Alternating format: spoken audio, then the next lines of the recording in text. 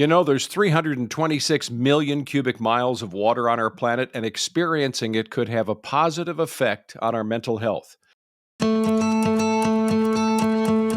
This is a Healthier Michigan podcast, episode 159. Coming up, we discuss the benefits of being near water. Welcome to a Healthier Michigan podcast, the podcast dedicated to navigating how we improve our health and well-being through small, healthy habits that we can start implementing right now. I'm your host, Chuck Gatica, and every other week we'll sit down with a certified expert and we discuss topics that cover nutrition, fitness, and more. And on this episode, we're diving into how water can impact our mental health. With us today is the Medical Director of Behavioral Health for Blue Cross Blue Shield of Michigan and the Blue Care Network, Dr. William Beecroft. Doctor, good to have you back with us. Thanks for allowing me to be here.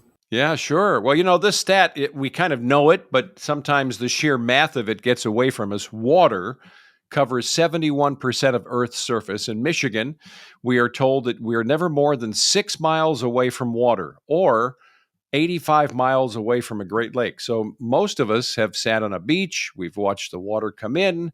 We even have recorded sounds, or, you know, we see it played on streaming or cable, you know, just watching the sea come in and go out again. And it feels like you can have, you know, these moments of peace in your life when you're looking at, hearing, stepping into water, even if you're in the bit of chaos in your life.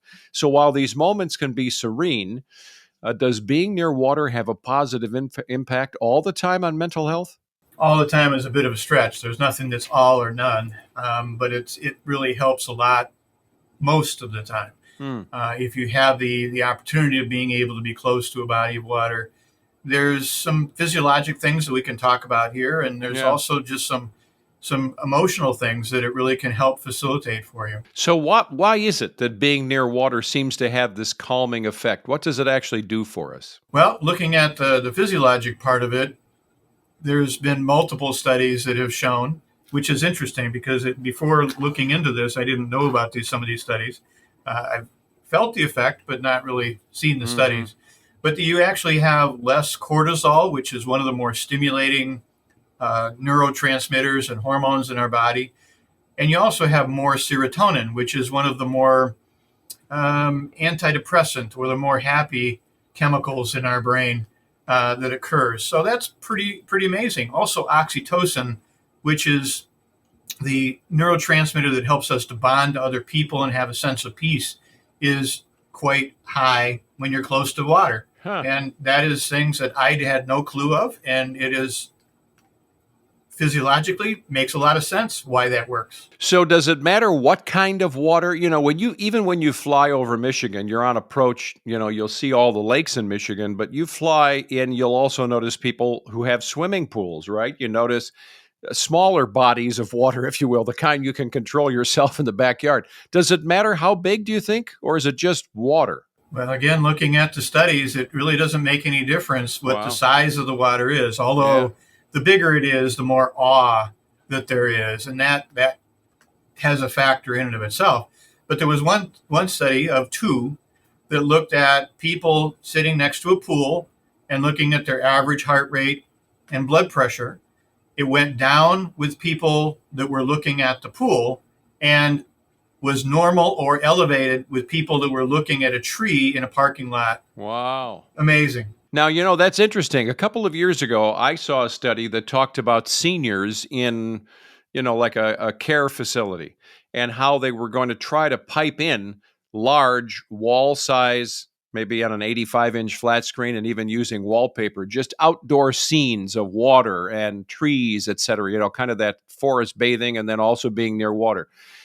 Can you talk about this idea of visually seeing water, or can we simulate that in different ways? Is the effect the same? Is that kind of what you were touching on as well? Well, it's probably not exactly the same because, you know, the three-dimensional and actually five-dimensional, using all five of our senses, I should say, really helps with that being close to water or being in water. But the concept of being able to look at depictions of a calming environment like the beach, like being able to be in a movie, a video that has the not big waves, but modest waves. That sort of rhythmic aspect of being able to get into that, in quotes, Zen kind of space of just being in the moment, being with that, and that calming sound that goes along with that. There's no reason that that wouldn't have a very similar effect. Probably not exactly the same, but I bet it's in the 80 to 90% range. Wow. And so did the studies you've read about or your experience then also indicate there's any specific amount of time that we need to be spending near water, or is that not an issue? Not in the studies, but when you look at the whole concept of meditation, the whole concept of relaxation, it takes the body about a half an hour to 45 minutes to use up the extra, more stimulating, more anxiety producing chemicals and be able to develop a level of calmness. So the time, I think, does matter, that you're not going to get it when you just sit there for 5 minutes and everything's cool. It's going to be, you're going to have to be there for a bit and then be able to really get in that moment, pay attention to it, become aware of it. Similar to forest bathing, where you have to take the walk through the woods type thing. Yeah. That really makes a huge difference. It's funny. I when I knew we were going to talk about this, I started to think about my own experience, and I thought, unless I'm near big water, I would probably never go seashelling or something like it, or I wouldn't go walk the beach for Petoskey stones, in our Michigan context. But I enjoy those activities, but it's because I'm near water. So I'm not quite sure which is first, the chicken or the egg. Is the water calming me down, and now I'm doing activities that wouldn't usually, I'm not going to go walk the backyard with some kind of device to try to find buried coins or something. It just doesn't seem like a good use of my time to me. But when I'm near water, I do things that seem to go hand in hand with that calming effect, and the whole package seems to work, right? Well, there's good reason for that because you're using multiple aspects of your body and mind together. Let's take the example of Petoskey stone finding. You're near the shore. You're usually it's pretty good weather. You don't want to go Petoskey stoning in a rainstorm. Right. It doesn't work very well because, it also kind of dimples the water so you can't see them as well when they're underwater.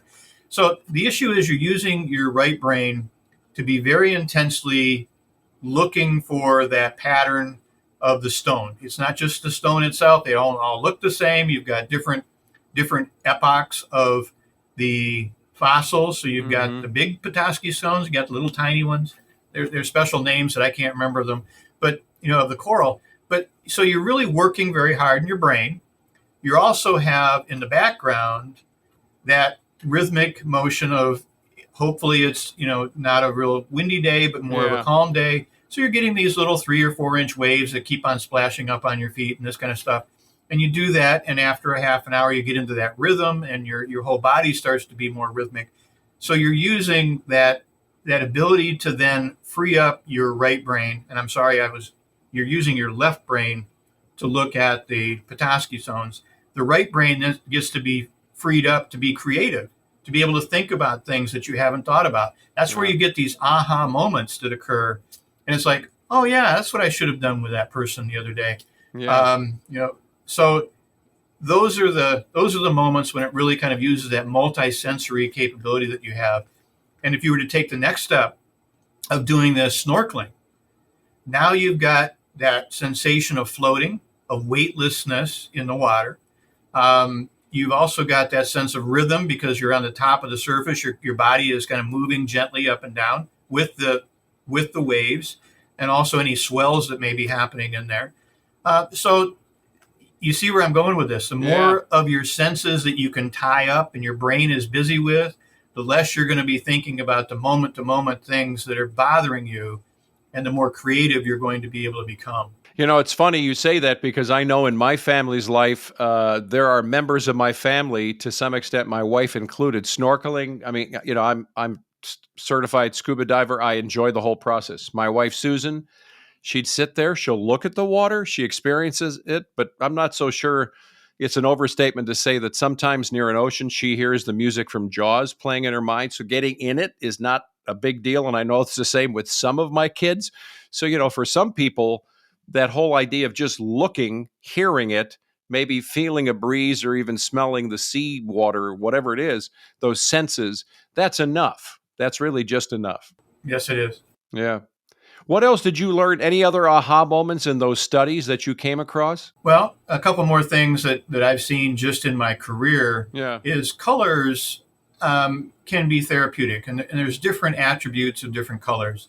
In having designed hospital facilities and that sort of thing, quiet rooms or what are called sensory rooms for people to be able to go into and be able to calm down and be not sequestered or locked up. I'm not talking about that. I'm talking about places that people can go to really kind of settle down and be more calm. Blue is known to have a very calming effect, as is pink. I never thought pink was the issue, but about 30 years ago, I found out that pink was that in various studies. So, and it depends on the shade of pink, obviously, too. A hot pink probably doesn't do the same sort of thing as a more calming pink. But those more pastel colors really work really well for us. Something that also goes with that is the ocean has noise. It has a pink noise, what's called pink noise. And even not even snorkeling, but putting your ears underneath the water in a lake or in Lake Michigan or Lake Huron, you can hear sounds that are very far away. You can hear an outboard motor, screaming 4 or 5 miles away. When you pick your head up, you can see the boat, but it sounds like it's right next to you. But even without those mechanical noise, there is a cacophony of noise that is calming. It is very low pitch. And so in that sense, you get that aspect of that environment as well. I did find that when you are near a crashing sea, so big waves, that the waves actually break apart some of the water molecules and they release negative ions. And this is known to decrease heart rate and also to decrease blood pressure. So it's interesting how just our environment, being in that kind of proximity to these kind of natural things, really makes a difference with our physiology. And it may be because men are 60% water and women are 55% water. We've got a whole lot of it in us. Well, we've got a whole lot of it in us, and as we were babies in utero, we were carried with water around us. So this notion of even the little baby machines, the sound machines we use, have those options, to create this water sound. I'm not sure which wave it is or which frequency, but that's really interesting stuff. Well, and depending on your belief system, water was the first thing that was here. Yeah. And we came from water. So. How do individuals, you think, outside of the idea which we know, everybody tends to think of waterfront property, let's go get some, and then that tends to be the most expensive option, so it's not a good one for all of us. But how do individuals incorporate regular exposure to water and the environment of water in their daily routines to support mental health? What should we do? Yeah, some people can be able to do that really, really well. Other people, it becomes kind of like living next to an expressway. You get so used to it that you really don't take it into consideration. So it depends on the individual and how they really embrace that part of their lives and where their environment is. Being able to pay attention to the moment, I think, is important no matter what geography or topography you're in. But that gives you another option, being close to water. It may be the stress of owning that waterfront property, of how much it costs and how much you're paying for it and how to be able to make that happen. Yeah, right. All of those things may be, counterproductive. But being able to use the park system in Michigan, we have so much access.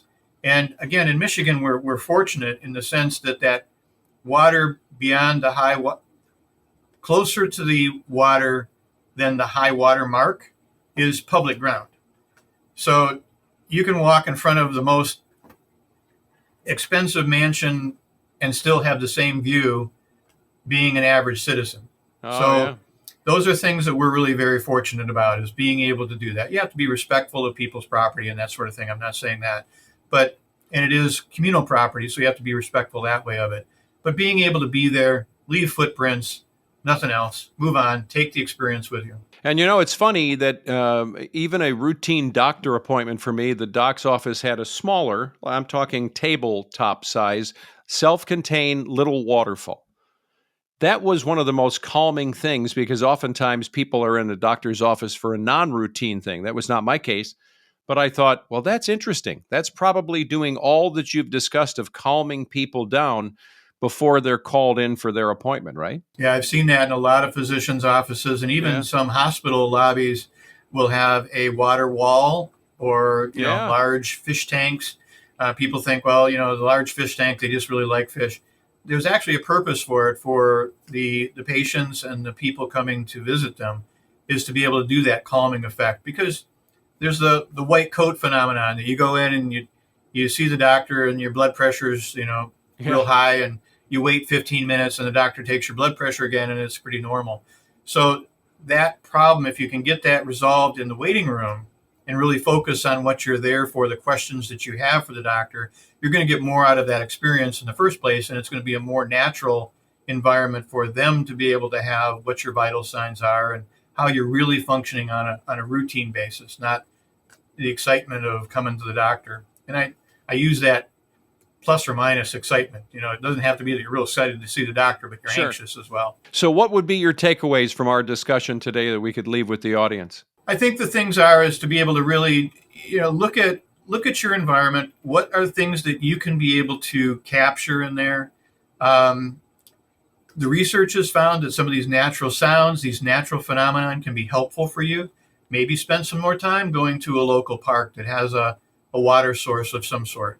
In Lansing, we have that. We have that in Detroit. You have it in most of our big cities are located near rivers or lakes themselves. Being able to spend some time really being in the moment.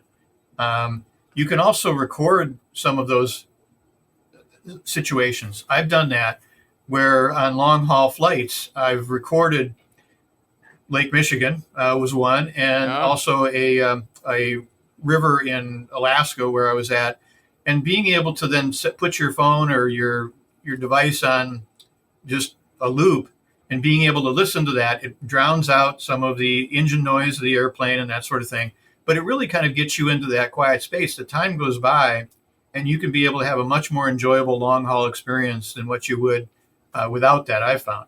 You can also use that at work. You could be able to do that for a 15-minute break and be able to get the benefit of those sorts of things. And then visualize. The other thing is you can always close your eyes and visualize one of those things. One of the places that I've done many times when I've been either going into a stressful meeting or coming out of one is Hoffmaster State Park. Being able to remember when I was on the beach, feeling the sand bumping against my skin, listening to the water, being able to see the sun reflected from the water as it was going down. Yeah. These sorts of things are all memories that you can tap into, and you get that flood of oxytocin, those feel-good chemicals, and that relaxation to then get you prepped for, doing something that is more anxiety-provoking for you or recovering from that. That's awesome stuff. I have to tell you, I had a doctor that, again, it was a routine appointment, but he would routinely wait 15 minutes after or 10 minutes into a visit. And he would say, okay, now close your eyes and go to the most calming place you could. For me, it was a waterfront, kind of an oceanfront situation. That's when, after he turned the blinds down a little bit, that's when he would take my blood pressure. Not when I first came into the office. And I thought, that's really, in my experience, the first doctor that I've ever had that ever did anything close to that. And I bet you liked him too. Of course. It was, and my blood pressure, which is not an issue for me, thank goodness, it was just normal. It wasn't, I was ramped up or I took the stairs, which I typically do instead of an elevator, right? And I met right at the door. Okay, time to take it. To your points, more than one, it was the perfect situation for me. Yeah, exactly. Well, it's good to see you again. Thanks so much for all the wisdom. You're welcome. Have a great day. Thank you for the time. Oh, sure thing. Dr. William Beecroft, who's Medical Director of Behavioral Health for Blue Cross Blue Shield of Michigan and the Blue Care Network. We thank him for being with us, and we thank you for listening to a Healthier Michigan podcast. It's brought to you by Blue Cross Blue Shield of Michigan. If you like our show and you want to know more, you can go take a look at our newly refreshed website. It's ahealthiermichigan.org/podcast. You can leave reviews or ratings on Apple Podcast or Spotify. We've got a YouTube channel. You can follow us on Facebook, Instagram, or Twitter. And you can get new episodes, all the old episodes. This is episode 159, so there's a lot of stuff. It's a treasure trove of great information. Carry it with you on your smartphone or tablet, and be sure to hit subscribe on your Apple Podcast or Spotify or favorite podcast app. I'm Chuck Gatica. Be well.